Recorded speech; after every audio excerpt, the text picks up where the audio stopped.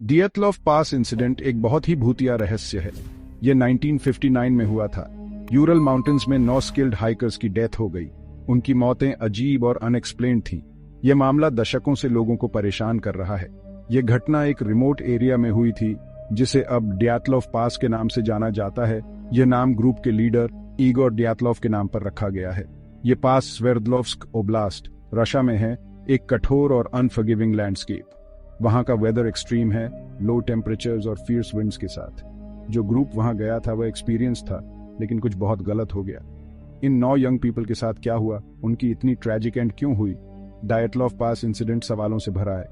आइए इस chilling mystery में थोड़ा और गहराई से उतरते हैं। ग्रुप में 8 मैन और 2 विमेन थी। वे सभी एक्सपीरियंस्ड हाइकर्स और स्कीयर्स थे, ज्यादातर यूरल पॉलिटेक्निकल इंस्टीट्यूट के स्टूडेंट्स या ग्रेजुएट्स। ईगोर डियातलॉफ, उनका 23 साल का लीडर, वेल रिस्पेक्टेड था। उनका प्लान एम्बिशियस था, ओटोर्टन माउंटेन तक पहुंचने का। टीम प्रॉपर इक्विपमेंट और सप्लाईज के साथ वेल प्रिपेयर्ड थी। एक्सपीडिशन द 25 जनवरी 1959 को शुरू हुई। वे ट्रेन से इवडेल गए, फिर एक ट्रक से विझाए गए। द 27 जनवरी को उन्होंने ओटोर्टन माउंटेन की ओर अपना ट्रैक शुरू किया। एक मेंबर यूरी यूदिन बीमार पड़ गया और उसे वापस लौटना पड़ा, लेकिन वे कभी वापस नहीं आए। इस दुर्भाग्यपूर्ण एक्सपीडिशन में क्या गलत हुआ? रहस्य गहराता है। जब ग्रुप प्लान के अनुसार वापस नहीं लौटा तो लोग वरीड हो गए। सर्च पार्टीज भेजी गईं, लेकिन बैड वेदर ने सर्च में देरी की। द 26 फरवरी तक उनका कैंप नहीं मिला। हाइकर्स का टेंट बुरी तरह डैमेज था और अंदर से कटा हुआ था। ग्रुप का सारा सामान, उनके शूज सहित, पीछे छूट गया था।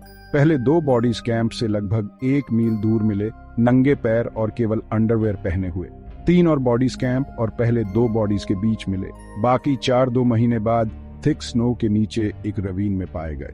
कुछ को मामूली चोटें आई थीं, जबकि अन्य को मेजर इंटरनल इंजरीज थीं। एक की टंग गायब थी।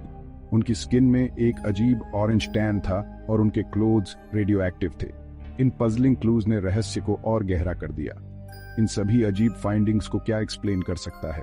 इतने सालों में कई थ्योरीज ने डियतलॉफ पास इंसिडेंट को एक्सप्लेन करने की कोशिश की है। एवलांच थ्योरी वाइडली एक्सेप्टेड है, जिसमें सजेस्ट किया गया है कि एक एवलांच ने टेंट पर अटैक किया, लेकिन क्रिटिक्स का कहना है कि एवलांच के कोई साइंस नहीं थे। टेंट अभी भी आंशिक रूप से खड़ा था।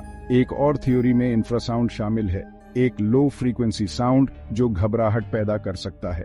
यह एक्सप्लेन कर सकता है कि ग्रुप इतने टेरर में क्यों भाग गया। कुछ थ्योरीज मोर कंट्रोवर्शियल हैं, जिनमें सीक्रेट सोवियत मिलिट्री टेस्ट्स या इंडिजिनस मैंसी पीपल द्वारा अटैक को दोषी ठहराया गया है। यहाँ तक कि यूएफओज और येटिस के बारे में भी थ्योरीज हैं। कोई भी सिंगल थ्योरी सब कुछ एक्सप्लेन नहीं कर पाती है। रहस्य अनसुलझा रहता है। डियतलॉफ पास पर वास्तव में क्या हुआ था? डियतलॉफ पास इंसिडेंट लोगों को फैसिनेट करता रहता है। 60 साल से ज्यादा हो गए हैं, लेकिन रहस्य बना हुआ है। लोग अभी भी इस पजल को सॉल्व करने की कोशिश कर रहे हैं। फिर कुछ बहुत बुरी तरह गलत हो गया। क्लूज बिजार और कॉन्ट्रडिक्टरी हैं, जैसे रियल लाइफ हॉरर मूवी या मिस्ट्री नॉवल।